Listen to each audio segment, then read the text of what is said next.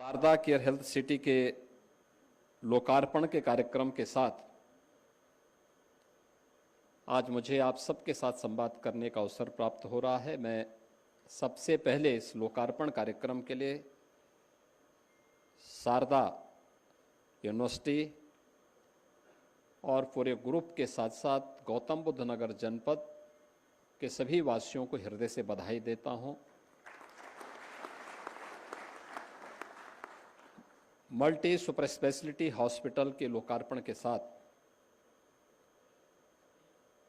Sharda university के पास अब 1800 bedded hospital की सुविधा हो चुकी है, जिसमें 1200 बेडेड पहले से ही शारदा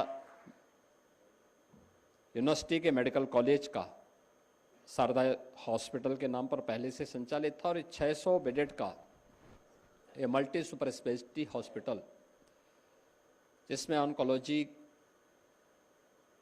कार्डियोलॉजी के साथ ही यहाँ पर अन्य महत्वपूर्ण उन सभी सुपर स्पेशलिटी की सुविधा यहाँ पर उपलब्ध करवाने की व्यवस्था की गई है और अच्छे विशेषज्ञों को इन्होंने यहाँ पे रखने का प्रयास किया है, जिसके लिए गौतम बुद्ध नगर और उत्तर प्रदेश के वासियों को अब तक एम्स दिल्ली में या फिर देश के अन्य भागों में जाने के लिए मजबूर होना पड़ता था। इस सुविधा के लिए शारदा ग्रुप को मैं सबसे पहले हृदय से धन्यवाद देता हूं।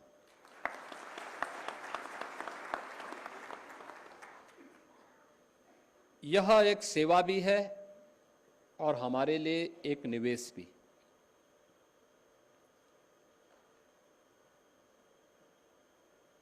एक सभ्य सोसाइटी के लिए अच्छी शिक्षा के साथ साथ उत्तम आरोग्यता प्राप्त करने के लिए अच्छे स्वास्थ्य केंद्र होने भी आवश्यक हैं।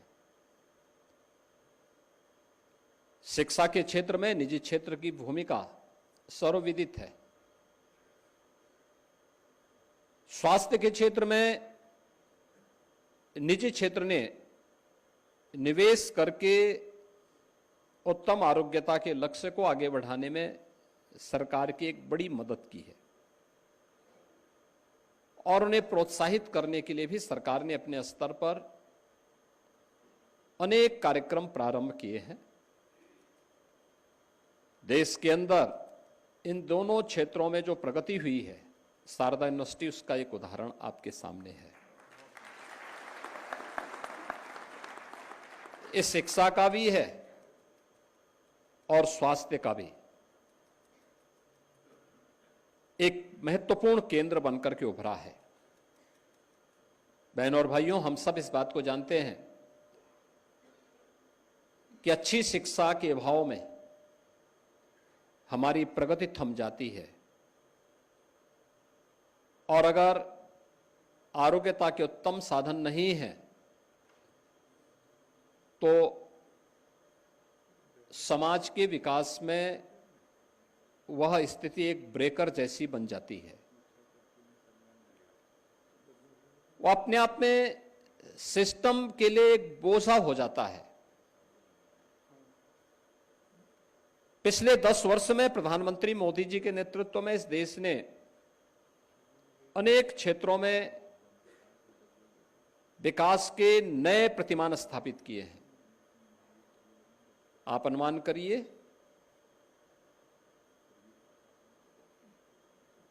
कि देश के अंदर पहला एम्स प्रारंभ होने के साथ 6 एम्स खोलने में लगे हैं 70 वर्ष और 10 वर्ष में देश के अंदर इनकी संख्या बढ़कर के 22 हो गई।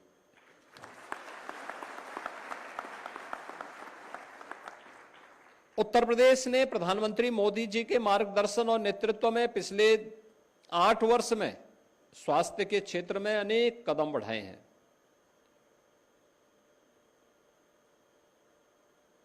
आजादी के पहले से लेकर के 2017 तक उत्तर प्रदेश में गवर्नमेंट ने केवल 12 मेडिकल कॉलेज बनाए थे। जनपद हैं 75, लेकिन मेडिकल कॉलेज थे 12। और आज मुझे बताते हुए प्रसन्नता है कि गवर्नमेंट के स्तर पर 40 मेडिकल कॉलेज हम लोगों ने पिछले 8 वर्ष में उत्तर प्रदेश के अंदर बनाए हैं। निजी क्षेत्र में 37 ऐसे मेडिकल कॉलेज बनकर के आज चालू हो चुके हैं और 3 मेडिकल कॉलेज ऐसे बने हैं जो पीपीपी मोड पर, जिसमें गवर्नमेंट ने भी अपनी एक पॉलिसी 1 डिस्ट्रिक्ट 1 मेडिकल कॉलेज की, जो जनपद ऐसे थे जहां पर ना निजी क्षेत्र ने ना गवर्नमेंट ने कोई मेडिकल कॉलेज बना पाया था, वहां पर हम लोगों ने नए मेडिकल कॉलेज स्थापना करने के लिए जो कदम बढ़ाए हैं, उस क्रम में 3 नए मेडिकल कॉलेज महाराजगंज जनपद में, संभल में और शामली में बन करके तैयार हो चुके हैं। इस सत्र में उसमें एडमिशन भी एनएमसी ने कर लिए है। आने वाले समय में भी बलिया और बलरामपुर में नए मेडिकल कॉलेज बनाने के लिए हमने इस बजट में पैसे की व्यवस्था की है और इसके साथ ही सरकार ने यह भी व्यवस्था की है कि अन्य जो जनपद हमारे बचे हैं, कुल 6 जनपद ऐसे बचेंगे जिनमें मेडिकल कॉलेज अभी बन नहीं पाए हैं, वहां मेडिकल कॉलेज बनाने की दिशा में सरकार ने बड़े अभियान को अपने हाथों में लिया है। आज उत्तर प्रदेश में 2 एम्स संचालित हैं, गोरखपुर में और रायबरेली में। एम्स के समकक्ष संस्थान बीएचयू वाराणसी में और जवाहरलाल नेहरू मेडिकल कॉलेज के रूप में, सेंट्रल संस्थान के रूप में एएमयू में संचालित है। प्रदेश के अंदर हर जनपद में गरीबों को डायलिसिस की सुविधा प्राप्त हो, यह व्यवस्था निःशुल्क सुविधा हर जनपद में हमने उपलब्ध करवाई है। वहां पर सीटी और एमआरआई की सुविधा प्राप्त हो, यह भी व्यवस्था प्रारंभ की है। लेकिन ग्रामीण क्षेत्र में हम लोगों ने काफी प्रयास किया कि अच्छे डॉक्टर मिले, अच्छे एक्सपर्ट मिले, टेक्निकल हैंड्स मिले, इस सुविधा को और अच्छे ढंग से आगे बढ़ाया जाए। हर रविवार के दिन उत्तर प्रदेश के अंदर हर पीएससी में मुख्यमंत्री आरोग्य मेला आयोजित होता है। मुख्यमंत्री आरोग्य मेले के माध्यम से हम लोग केंद्र और राज्य शासन के द्वारा स्वास्थ्य के क्षेत्र के लिए कौन कौन से कार्यक्रम चल रहे हैं, इनका प्रचार प्रसार भी करते हैं। फ्री में ओपीडी भी चलती है, वहां पे दवा आदि भी उपलब्ध कराई जाती है। मेरा यह मानना है कि आज प्रधानमंत्री आयुष्मान भारत की स्कीम, मुख्यमंत्री जन आरोग्य योजना की स्कीम, ये देश के अंदर सर्वाधिक उत्तर प्रदेश के अंदर हम लोग उपलब्ध करा रहे हैं। अब तक हम लोग लगभग 10 करोड़ लोगों को इसके गोल्डन कार्ड भी उपलब्ध करवा चुके हैं। इतने बड़े पैमाने पर ये गोल्डन कार्ड जो उपलब्ध कराने की व्यवस्था की गई है, यानी स्वास्थ्य की सुविधा हर एक व्यक्ति के लिए सुलभ हो सकती है। और इस बार के बजट में हम लोगों ने एक व्यवस्था की है, प्रदेश भर की जितनी आशा वर्कर होंगे, जितने भी आंगनवाड़ी हैं, एएनएम हैं, होमगार्ड हैं, पीआरडी के जवान हैं, जितने भी गांव के चौकीदार हैं, जितने भी संविदा के कर्मी होंगे, इन सबको भी हम 5 लाख रुपए की आयुष्मान भारत की स्कीम के साथ जोड़ने का काम कर रहे हैं, जिससे वे किसी भी पैनल्ड हॉस्पिटल में जाकर के अपना स्वास्थ्य का उपचार करा सकते हैं। ट्रेडिशनल मेडिसिन को भी प्रधानमंत्री जी ने आयुष विभाग के माध्यम से उसको आगे बढ़ाने का काम किया है। तेजी के साथ इसमें सुधार हुआ है। आज मेडिकल के क्षेत्र में भारत, आपने देखा होगा, सरकार थोड़ी भी सुविधा उपलब्ध करवा दे, थोड़ा फैसिलिटेट कर ले, कैसे पूरी दुनिया टूट पड़ती है। महाकुंभ प्रयागराज उसका एक उदाहरण है। 66 करोड़ 30 लाख संतगण और श्रद्धालुजन देश और विदेश से प्रयागराज पहुंचे। आपने देखा होगा, उन्होंने सुविधा की परवाह नहीं की,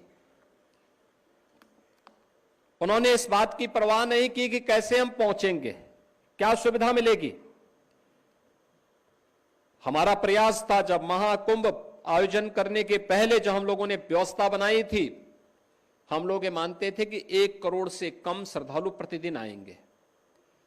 45 दिन में 40 से 45 के बीच में श्रद्धालु आएंगे और हम लोगों ने प्रयास किया था कि संगम नोद से 3 से 5 किलोमीटर की दूरी पे 5000 एकड़ क्षेत्रफल में हम लोगों ने पार्किंग की व्यवस्था दी थी। लेकिन आपने देखा होगा प्रतिदिन का जो एवरेज आया है यह 1.5 से 2 करोड़ पर डे का आया है, यानी जो हम सोचते थे उसका 3 से 4 गुना श्रद्धालु आते थे। तो स्वाभाविक रूप से हमारी पार्किंग का स्पेस कमजोर पड़ गया और लोगों को 10-10 किलोमीटर 15-15 किलोमीटर पैदल चले, लेकिन जैसे ही उनको, चाहे वह भारत का हो, सनातन धर्मावलंबी हो या किसी भी मत मजहब और संप्रदाय का दुनिया का क्यों न रहा हो, जिसने भी संगम में डुबकी लगाई वो प्रफुल्लित होकर के गया, वहां से प्रफुल्लित होकर के गया। और ऐसे ही मैं कह सकता हूं, महाकुंभ प्रयागराज की सफलता के बाद मैं आप सबसे कह सकता हूं, हेल्थ टूरिज्म एक बहुत बड़ा सेक्टर है। दुनिया इस ओर भारत को देख रही है। आर्टिफिशियल इंटेलिजेंस का बेहतरीन उपयोग करके हम लोग इस दिशा में क्रांतिकारी परिवर्तन ला सकते हैं। और मेरा तो ये मानना है कि यह देश का गौतम बुद्ध नगर जनपद एक बहुत बड़ा एआई सेंटर बनने वाला है। आज मैं सुबह से ही इस सेक्टर में जो निवेश हुए हैं या जो होने जा रहे हैं उन सभी कार्यक्रमों के साथ सुबह से ही मैं जुड़ा हूं। मैंने सीपी के एक डाटा सेंटर का आज यहां पर जो एआई बेस्ड नॉर्थ इंडिया का पहला डाटा सेंटर है उसका आज लोकार्पण प्रातःकालीन सत्र में किया।